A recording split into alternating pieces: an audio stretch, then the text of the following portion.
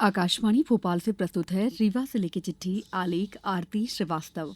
वाचन स्वर दीपा सिंह। जिले में इन दिनों बारिश होने के साथ ही खूबसूरती देखते ही बन रही है। यहाँ स्थित विभिन्न जलप्रपातों के सौंदर्य में निखार आ गया है। इन्हें देखने के लिए बड़ी संख्या में पर्यटक जलप्रपातों में पहुंच रहे हैं। पर्यटकों की सुरक्षा के लिए जलप्रपातों में संकेतक बोर्ड लगाने के साथ साथ ग्राम पंचायत द्वारा लाउड स्पीकर से चेतावनी दी जा रही है।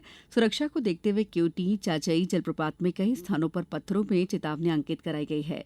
जिन स्थानों में जाने पर दुर्घटना हो सकती है उससे पहले चेतावनी बोर्ड भी लगाए गए हैं। विगत दिनों महिला एवं बाल विकास विभाग द्वारा महिला सशक्तिकरण के प्रयासों के संदर्भ में शौर्य दल की कार्यशाला का आयोजन किया गया। आयोजित कार्यशाला में जिला विधिक सेवा अधिकारी अभय कुमार मिश्रा ने महिलाओं की सुरक्षा के कानूनी प्रावधानों की जानकारी दी। रीवा जिले भर में एक पेड़ मां के नाम अभियान के तहत वृहद रूप से वृक्षारोपण किया जा रहा है। बीते दिनों नगर निगम द्वारा पुलिस लाइन में वृहद वृक्षारोपण किया गया। विश्व तंबाकू निषेध दिवस के मौके पर शासकीय ठाकुर रणमत सिंह महाविद्यालय रीवा में जन जागरूकता के लिए शपथ और संवाद कार्यक्रम का आयोजन किया गया। कार्यक्रम में प्राचार्य द्वारा सभी उपस्थित जनों को तंबाकू विरोधी शपथ दिलाई गई। इस मौके पर संवाद कार्यक्रम का आयोजन भी किया गया। जिले में खाद्य सुरक्षा योजना से लाभान्वित सभी हितग्राहियों के ई-केवाईसी अपडेशन का कार्य लगातार किया जा रहा है। जिले में खाद्य सुरक्षा योजना से लाभान्वित परिवारों के 12,48,209 सदस्य राशन मित्र पोर्टल पर दर्ज हैं।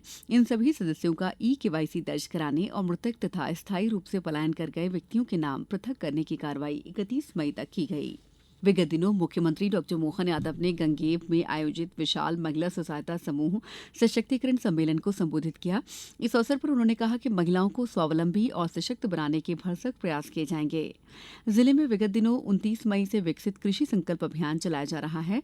अभियान के तहत कृषि उद्यानिकी मछली पालन पशुपालन विभाग के अधिकारी और कृषि वैज्ञानिक दल पंचायत स्तर पर किसानों के बीच जाकर उन्नत खेती की जानकारी दे रहे हैं। हाल ही में अटल पार्क सिविल लाइन रीवा में हरित योग कार्यक्रम का आयोजन किया गया। इस मौके पर औषधीय पौधों की प्रदर्शनी का आयोजन किया गया। कार्यक्रम में सहभागी 300 से अधिक आमजनों को पर्यावरण संरक्षण का संकल्प भी दिलाया गया। कलेक्टर प्रतिभा पाल ने जिले के सभी जलाशयों में 16 जून से 15 अगस्त तक मछली मारने पर प्रतिबंध के आदेश दिए हैं। इस अवधि में मछली का शिकार, विनिमय और परिवहन पूरी तरह से प्रतिबंधित रहेगा।